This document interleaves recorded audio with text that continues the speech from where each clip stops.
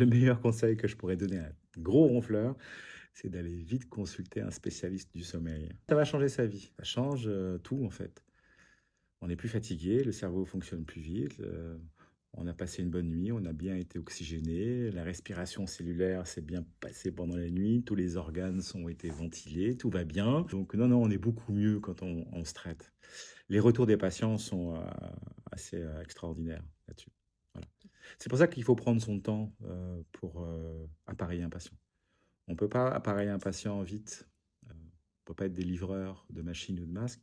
C'est pour ça que chez Oxygem, on prend vraiment beaucoup notre temps au début, on se pose avec le patient, on va écouter le patient, on va prendre notre temps pour lui faire essayer des masques et qu'il puisse choisir son masque. C'est capital. Si on a passé l'étape du masque, on a passé beaucoup de choses en fait. Et ça, chez Oxygem, on prend vraiment, vraiment beaucoup de temps pour ça.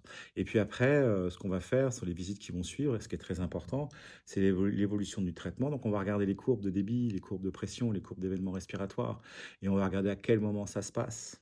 Vous avez des patients qui sont cardiaques généralement, qui font principalement leurs événements pendant le sommeil paradoxal. Et ce qui fait que entre deux sessions de sommeil paradoxal, ils ne font pas d'apnée. Donc ils sont asymptomatiques. Voyez. Donc il faut avoir conscience de tout ça pour pouvoir adapter son discours au patient.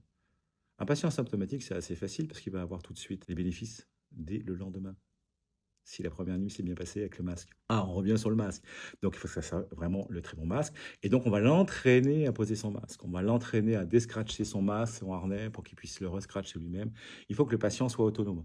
Donc, avec Oxygène, en fait, le patient va être, à la fois, il va choisir son masque, à la fois, on va optimiser sa pression, on va relancer le médecin si on a besoin de relancer le médecin pour faire des modifications de pression ou de traitement.